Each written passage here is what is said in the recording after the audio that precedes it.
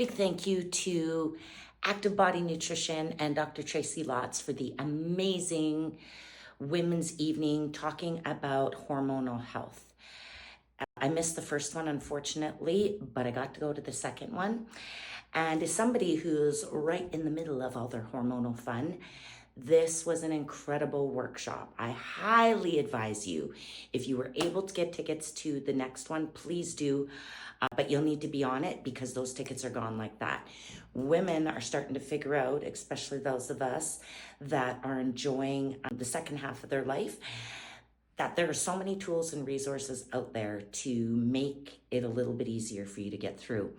And there's so much new information out there for people with that maybe believe they couldn't take it before for all sorts of different reasons.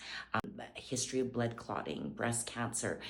There are all sorts of formulations. There are these bioidentical hormones now, which I was like, what does that mean? Well, basically they're fake. So they do the same thing, but they don't mimic the bad stuff necessarily. I'm not an expert in this, but I do know I am on all of the hormones and I have never felt better in my life. Even pre-kids, I think, like just my mental state, my physical state, all of my systems, the way they're working, I think are better than they ever have been. And I totally attribute that to the hormones that I'm on. And so I'm on a patch, I'm on a nightly pill. I take a face cream that helps with anti-aging. I also do something down below that helps with all of the lubrication and stuff like that. We'll leave it at that.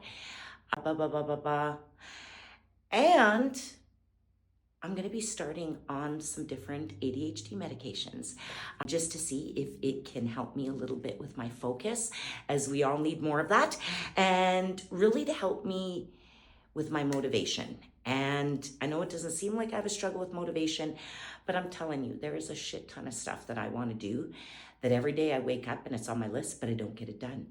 And I'm just stuck. So I'm really excited to give this a whirl. I don't think it's a magic bullet. I think eating well, nutrition, getting better sleep, but that's part of me trying some different medications is because I don't sleep well. So I am constantly in a state of exhaustion, even though I seem like this and I'm super happy and I'm super excited. Inside, I feel ugh.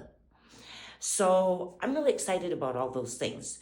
Do I know what's going to work, what's not going to work? No, that's why I got to try and do a few different things.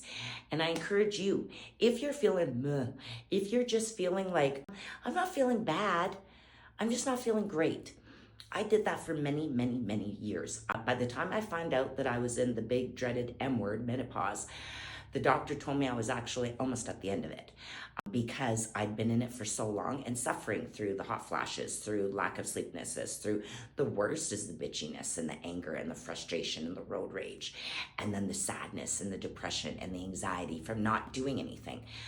And it was a tremendous help for me to go get an assessment. I just did a Dutch test, which is a P test to measure what your hormones really look like. So that's something that you can get done and learn a bit more. Or you can say, I just need to try something. I can't, the Dutch test is a little, it's a little pricey, but is your health worth it? What is this worth for you? So I really encourage you to talk to your doctor. If your own doctor is like, I don't know what the hell you're talking about, don't worry about it. And it's not necessarily their fault. You can't be an expert in everything. When you go to medical school, you got to pick something.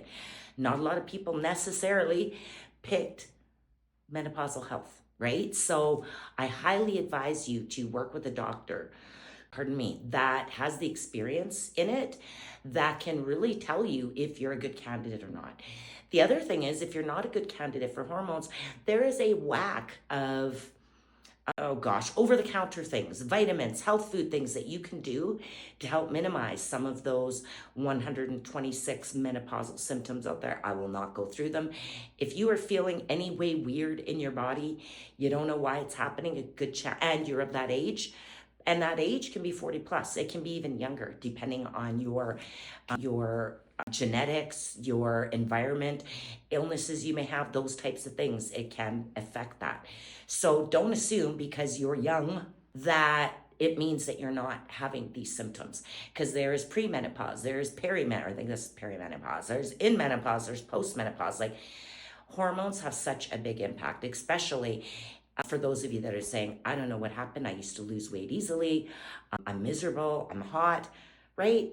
I'm itchy. I've got a sore shoulder, blah, blah, blah, blah. I'm not even going to get you started because I have tons of those symptoms, but they've been alleviated. So I just want you to know it is possible for you.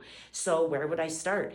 Look for a doctor that has some background in hormones or in menopause. Otherwise, get a hold of Tracy Lotz, Dr. Tracy Lotz. She's phenomenal. She knows what's going on. It's at Omnio Medical Clinic. They do a virtual consult, so it doesn't matter where you are. She can help you. So thank you, Kara. Thank you, Dr. Tracy, for getting me on track. Oh, and thank you, Dr. Jason. That was the first person who said, yeah, you need to do something. So I want to thank you for freeing me from my itchy, tired, angry, sweaty, puffy body. Thank you. I love you guys. And do yourself a favor. Start asking questions. It doesn't mean that you have to go on hormones. There's so many options for you to feel better. Okay? So giddy up. Have a great day.